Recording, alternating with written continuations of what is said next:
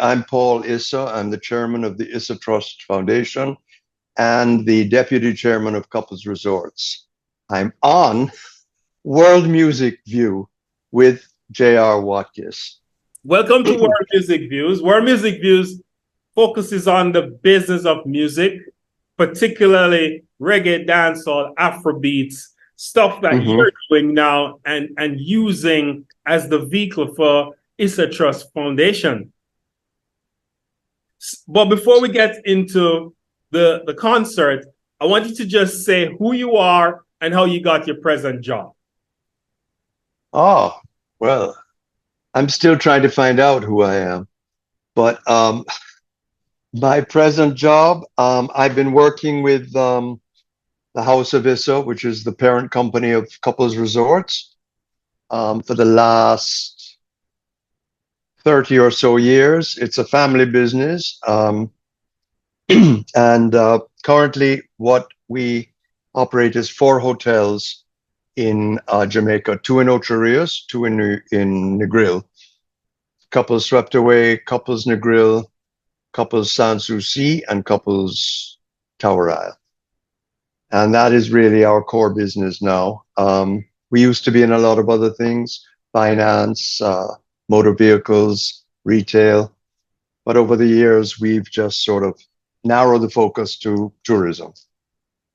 You never left Jamaica, even though you went away to go to school. What is it about Jamaica that one keeps your family here and also keep you here? Because I'm sure you're in a position to expand your wings and go elsewhere.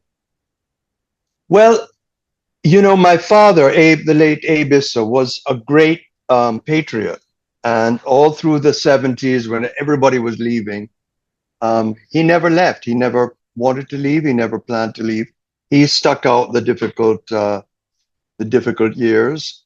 And he died in 1984. But we as a family have never left. You know, our forebears came to Jamaica in 1893. My grandfather and his father came from Bethlehem, which was then in Palestine, and they settled here then. And my grandmother, Mary Issa, Mary Brimo, she was already living in Jamaica, in Cristiano, with her family. They had migrated here from Syria, from Damascus.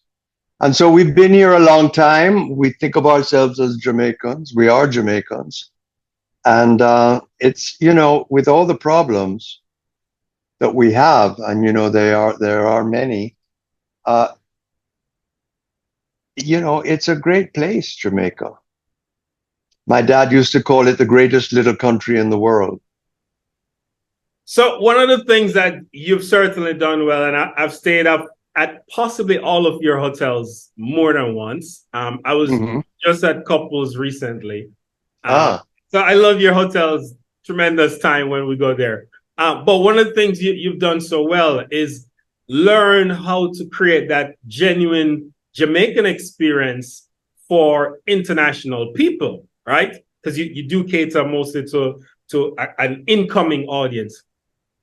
What is that thing that keeps them coming back from your perspective? Well, we have a very high repeat guest ratio or percentage. They think of it as their home. They come here, I think, you know, the staff, you know, Jamaicans have a really great quality, I think, and we need to focus on the positives. Jamaicans are extremely hospitable. They're warm, they're friendly. And the guests really come back, I think. You know, the resorts are beautiful. There's a feeling of authentic Jamaicanness about them. They're not like cookie cutter corporate type structures or environments. And I think what keeps them coming back are those things. The food is always good. The beaches are great. But the staff, I think, have a great deal to do with it. Oh, wow. And, you know, there's this whole charade that goes on at the hotels. When they come back, all the staff say to them, welcome home, you know? And they talk about it that way. They talk about leaving home when they go back to their homes in the States or Canada or Europe. It does feel like home. Now, let's talk about your sojourn in the arts. This is World Music Views. When you went to study drama, what was your ambition then as a kid studying? Did you plan to become an actor? I had always wanted to be an actor all through my childhood. Nobody took me seriously. When I went to university, I majored in drama. It was a school that had a strong drama department, but then I dropped out in my second year and I went to New York and I went to a professional drama school and studied with one of the great acting teachers of the day. And I was pretty good, but you know, at the time, when I started to go on auditions and everything, I just didn't like the industry the way it was then. And I thought this really isn't for me. So I never really pursued an acting career. And then later I came back to Jamaica. I taught drama in school. I worked in radio, in broadcasting. I worked on local film productions. I did a number of different things over the years, but and did some theater here and some film, but never really pursued it. I did it if it was a case of if somebody said, "Do you want to do something?" I recently did a part in an HBO series that was filmed here, and it was just by chance. You know, they called me to audition, then they called me back, then they called me back, and then they gave me the part, and it was great. It was fun doing it. But it's not something that I pursue as a career or ever have. Would you produce a film or a theater production now? I did a theater production, I guess it was about 10 years ago. That was the last thing I did. I directed another play after that and have been in a few plays since then. But you know, it's a very time consuming art form, and it takes a lot of time and effort. And my focus these days is the Issa Trust Foundation, which is the charitable arm of our company, Couples. And for the last 18 years, I've really been, especially these last 5 or 10 years, really been focused a lot on that, because we focus on serving the children of Jamaica, whether it be in pediatric healthcare or education. And we work mainly in the rural areas near where our resorts are, St. Mary's, St. Anne, Hannibal, Westmoreland. So that is what we've been doing. And our current project is to build a health center, our own health center for children and adolescents in St. Anne. That will be like a free clinic that will serve the communities all along that area of the North Coast and inland. Wow, that's really what I'm focused on, and that is what gives me the most joy in my life now, is trying to find some way to meaningfully contribute to the society, to the community, especially the communities where we operate our businesses. I saw the concert advertised. I saw you on ER, which World Music Views has been on ER for 5 years. You do the chart show as an independent entity within ER up until December last year, from 2018. But I saw your interview, and I thought the idea of having Michael Bolton, Tarrus Riley, and Kimani Marley on one concert, I don't think that has ever been done in the world, was a refreshing offering for the Jamaican music and media landscape. What made you pick those three? Because these are three artists from three different eras, by the way, and different styles. Well, the thing they have in common is they are all great vocalists. They are all, like, I would call them singers. You know, they are terrific singers in their various genres, and I think it'll be a great night. You know, having these three different style performers, and the fact that they are. I think, what is Tarrus Riley's nickname? Isn't it Singy Singy? Don't they call him something like that? Yes.